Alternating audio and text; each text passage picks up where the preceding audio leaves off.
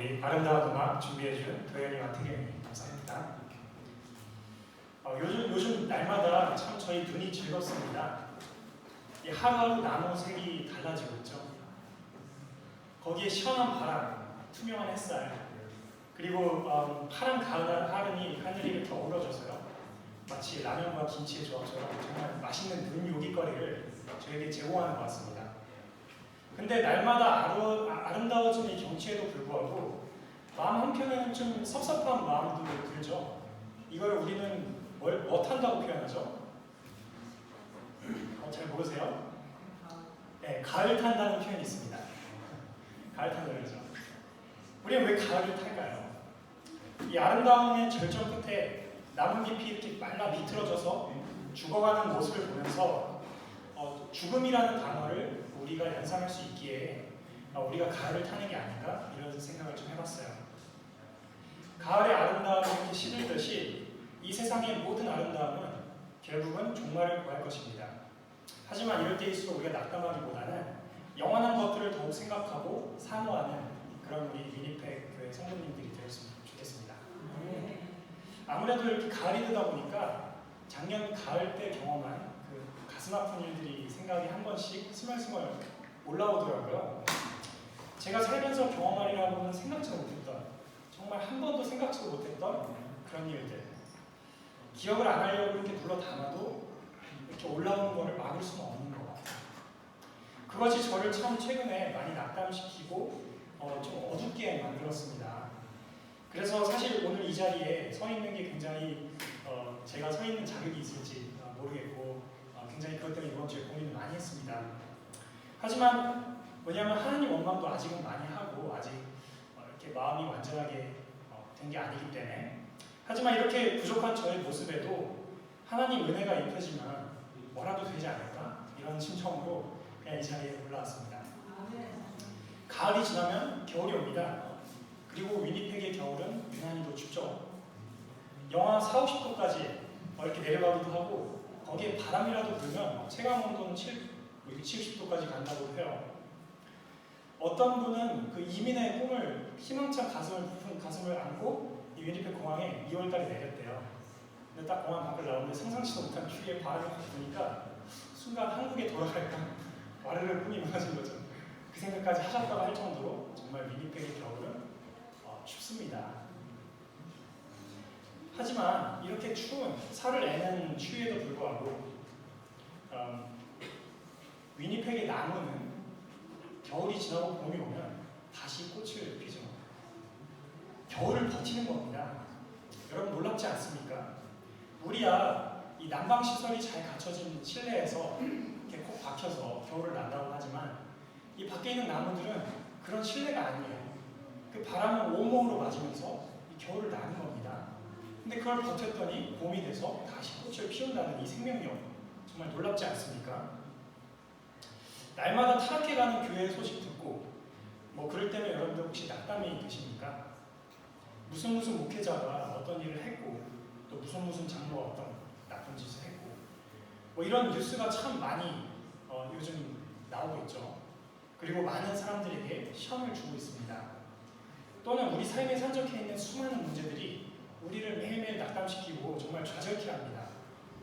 사단은 다 포기해버려 이렇게 얘기합니다. 하지만 우리는 버텨야 됩니다. 믿음으로요. 이사야 6장 13절에 이런 말씀이 있습니다. 제가 통역을 하시기 때문에 좀 천천히 말을 해야 될 것 같아요. 밤나무와 상수리 나무가 배임을 당하여도 그 그루터기는 남아있는 것 같이 거룩한 씨가 이 땅에 그루터기니라 하시더라. 이런 말씀입니다. 이스라엘 백성의 연이은 배도로 하나님의 보호하심이 떠나게 되었고요. 그들이 이제 비참한 노예가 될 것이다라는 운명이 예언되었습니다. 하지만 그 와중에도 희망의 말씀이 그루터기라는 단어로 주어졌습니다. 비록 나무의 이 밑등이 잘라질지라도 그 그루터기는 남아있을 것이다. 내가 그것을 지킬 것이다 라고 말씀하시는 약속의 말씀이에요. 그루터기가 남아있는 한 이 나무는 비록 이렇게 잘릴지라도 결국은 살아날 것입니다. 살다 보면 정말 비참한 생각이 들 때가 있습니다. 내가 왜 이러고 살고 있나? 이런 자괴감이 드는 거죠. 하지만 하나님께서 오늘 우리에게 버티라고 말씀하십니다. 너의 그루터기는 내가 책임지고 지켜주겠다. 그렇게 말씀하시는 겁니다. 하나님의 은혜로 이스라엘은 버텼습니다. 그리고 나중에 그 거룩한 시인 예수님을 보게 되었죠. 오늘 본문 성경절로 가보겠습니다. 예수께서 가라사대 나는 부활이요 생명이니 나를 믿는 자는 죽어도 살겠고 무릇 살아서 나를 믿는 자는 영원히 죽지 아니하리니 이것을 내가 믿느냐. 영문 성경을 보면 이렇게 나옵니다. I am the resurrection and the life. 자, I am은 여기에서 어떤 시제죠? 과거형인가요? 아니면 미래형인가요? 둘 다 아니죠. 현재형이죠. 그렇습니다. 자, I was는 언제 쓰죠? 현재 내 상태랑 과거의 상태랑 다를 때 씁니다. I was a farmer. I am a writer. 나는 과거에는 농부였는데 지금은 이제 더 이상 농부가 아닌 겁니다. I will be는 언제 쓰죠? 그렇죠. 나의 상태가 미래에 바뀔 것이 예정돼 있을 때 쓰죠. 그래서 I am a writer, but I will be a firefighter. 나중에 제 상태가 바뀌는 겁니다. 소방관이고. 자, 하나님은 항상 I am이라고 쓰십니다. 왜 그렇죠? 과거와 미래가 동일하신 분, 언제나 동일하신 분이기 때문에 변치 않으시기 때문에 항상 I am을 쓰시는 분입니다. 예수님께서 이 말씀을 하시기 전에 무슨 일이 있었는지 기억하시나요? 그렇습니다. 마르다의 오라비인 나사로가 죽었습니다. 사랑하는 오빠의 죽음에 마르다는 다음과 같이 반응합니다. 마르다가 예수께 여짜오되 주께서 여기 계셨더라면 내 오라비가 죽지 아니하였겠나이다. 주께서 여기 계셨더라면, 다시 말해서 그녀의 반응은 과거에 대한 어떤 일종의 후회인 것입니다. 내가 나사로의 건강을 조금 더 챙겼더라면, 예수님을 조금 더 일찍 모셨더라면 나사로는 죽지 않았을 텐데라는 후회가 되는 거죠. 예수님께서는 다음과 같이 말씀하십니다. 내 오라비가 다시 살리라. 그러자 마르다는 다음과 같이 반응합니다. 마지막 날 부활에는 다시 살 줄을 내가 아나이다. 먼 미래에 나사로는 다시 부활할 것이다. 그걸 내가 믿어요. 근데 오늘은 그런 일이 없을 것 같아요 라고 얘기하는 겁니다. 예수님은 지금 현재를 얘기하시는데 마르다는 과거, 먼 미래만 얘기하고 있는 거죠. 모든 이야기를 알고 있는 사람으로서 어떤 분들의 이야기를 보면서 이 답답한 사람아, 좀만 기다리면 예수님이 나사로 살려주실 텐데 뭐 그렇게 못 기다리고 그렇게 못 믿나, 이렇게 반응하는 분도 계실 수 있어요. 하지만 우리가 그 상황의 마르다였다면, 이 죽은 오라비를 눈앞에 두고 있는 마르다였다면 우리는 과연 어떤 행동을 했을까요? 어떤 대답을 했을까요? 지금 나의 앞에 산적해 있는 많은 문제들에 대해서 나는 과연 어떤 대답을 예수님께 하고 있나요?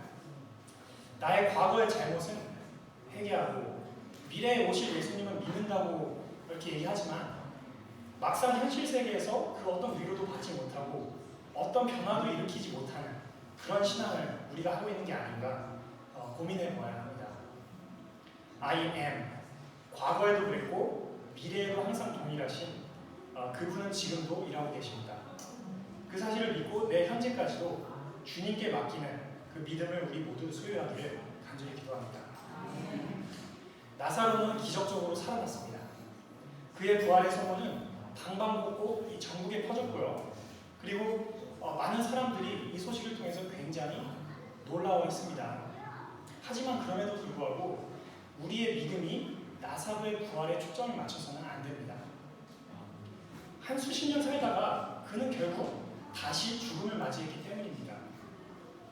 그 당시에야 그의 부활이 센세이션이 있었지, 지금 2000년이 지난 지금 시점에서 그의 부활이 그가 한 번을 죽었든 두 번을 죽었든 어떤 의미가 있겠어요? 결국은 죽었는데 그 부활 자체가 어떤 의미가 있는 게 아니죠. 나사로는 죽은 사람에 불과한 거죠. 그래서 우리는 우리의 믿음이 어떤 썩어질 것에 기반하면 안 되는 것입니다. 나사로가 잠시 살아낸 것처럼, 그러니까 살아낸 것 자체에 초점을 맞추면 안 되는 겁니다. 나사로를 부활시키신 하나님은 과거 미래가 아닌 바로 오늘 상처받은 나를 회복시켜 주시겠다고 약속하셨습니다. 이 밑둥밖에 남지 않는 그루터기에 불과한 나의 영혼을 오늘 다시 소생시키겠다 이렇게 약속해 주신 겁니다. 그런 레슨을 우리가 배울 때 이 나사로의 부활이 비로소 우리에게 의미가 있게 되는 겁니다. 그렇게 될 때 우리의 신앙은 더욱더 단단해질 것입니다. 우리의 눈은 더욱더 이 영원한 것들에 초점을 맞추게 될 것입니다. 누가 좋은 대학에 갔다더라, 누가 좋은 직업을 얻었다더라, 누구의 사업이 굉장히 번창해서 많은 돈을 벌었다더라, 나사로가 죽었는데 살아났다더라. 바로 이런 컨디셔널한 것들에 우리의 신앙이 기초할 때 우리가 흔들리게 되는 거고, 어떤 상황이 바뀔 때 우리가 좌절하게 되는 것입니다. 또 다른 2000년이 지나서, 아니 단 100년만 지나도 아무도 기억하지 못할 이런 무의미한 것들에 우리 신앙이 기초하지 않기를 바랍니다. 오늘 우리의 고민이 영혼을 사모하는 그런 고민이 되기를 바랍니다. 그 고민이 우리의 믿음을 키우고 우리를 하늘 도성까지 인도하는 그런 고민이 되기를 바랍니다. 노아, 모세, 요셉, 성경에는 정말 수많은 사람들이 나옵니다. 그리고 이 모든 사람들에게는 공통점이 있습니다. 커다란 시련을 마주했고 그 시련을 온 힘을 다해서 버텨냈다는 겁니다. 노아는 잘 지내던 직장을 때려치고 하나님의 말씀에 따라서 저 지리산 산자락에 들어갔어요. 그래서 120년 동안 나무를 캐서, 나무를 잘라서 배를 만들기 시작했습니다. 얼마나 많은 사람들이 그에게 손가락질하고 조롱했을까요? 그 조롱을 얼마나 많은 뉴스가, 매체가 그를 다뤘을까요? 언론에서. 그가 이런 말을 하지 않았을까요? 하나님, 나 잘 살고 있었는데 전 재산 팔고 이렇게 평생 배만 만들고 손가락질 받고 살게 되었습니다. 이게 뭔가요? 이런 원망하는 말 그 마음속에 들지 않았을까요? 하지만 그는 버텼습니다. 그리고 나중에 그는 대홍수에 준비된 단 하나의 사람이 되었습니다. 모세는 애굽의 왕궁에서 자라났지만 이스라엘 백성을 구하기 위해서 우발적으로 살인을 저질렀습니다. 그리고는 쫓기는 신세가 되었죠. 광야로 피신한 그는 아주 오랜 세월 동안 양을 치게 됩니다. 원대했던 포부는 사라지고 광야에서 허송세월 보내는 것처럼 그런 모습 속에서 그는 어떤 말을 하나님께 했을까요? 하나님 백성 구하기 위해서 뭔가 해보려고 했는데 제 인생이 이렇게 망가져 버렸습니다. 이게 뭔가요? 이런 불만을 토로하지 않았을까요? 하지만 그는 버텨냈습니다. 그리고 훗날 그는 홍해를 가르고 이스라엘 백성을 이 타락한 애굽에서 인도해내는 위대한 지도자가 되었습니다. 요셉은 또 어떤가요? 시기 질투에 사로잡힌 형들에 의해서 애굽 땅에 비참한 노예로 팔려가게 됐습니다. 보디발의 집에서 정말 열심히 일해갖고 몸종부터 그 집을 관리하는 관리인의 자리까지 올라갔는데 어떤 모함으로 인해서 억울한 누명을 쓰고 감옥에 가게 된 겁니다. 정말 커다란 낙담에 빠져있는 그가 이런 말 하지 않았을까요? 하나님, 나 열심히 살고 있는데 내 인생은 왜 이렇게 점점 꼬이는 걸까요? 너무 원망스럽네요. 하지만 그는 감옥에서 버텨냈고 결국 애굽의 그 2인자의 자리에까지 올라가 하나님께 영광을 돌리게 됩니다. 우리도 버텨야 됩니다. 그저께 아침에 저희 포토랩에 한 가족이 찾아왔어요. 근데 어머님께서 말씀하시면서 눈물을 흘리시는 거예요. 내 딸이 그 무슨 버스 크래시가 있었나 봐요, 유명한. 그 버스 사고에서 목숨을 잃었다. 내가 너무 가슴이 아프다 이러면서 사진을 주문하시더라고요. 그러면서 그 남편의 품에 안겨서 흐느끼시는 걸 제가 봤어요. 참 마음이 아팠습니다. 정말 쉬울 게 하나도 없는 우리네 삶입니다. 하지만 우리는 버텨내야 됩니다.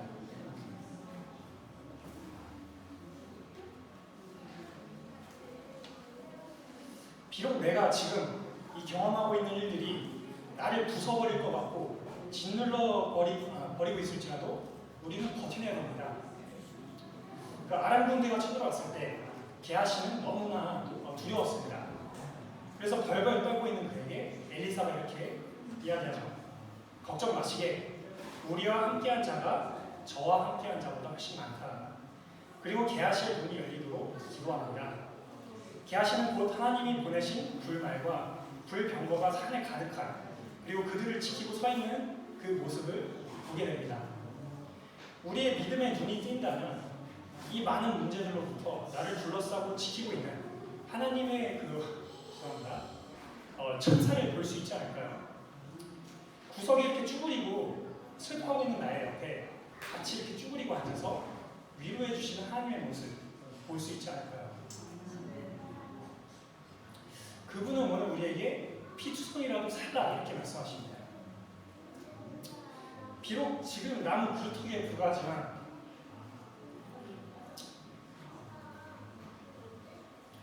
겨울은 지나가고 생명의 꽃은 다시 피어올 것이다 이렇게 말씀하십니다.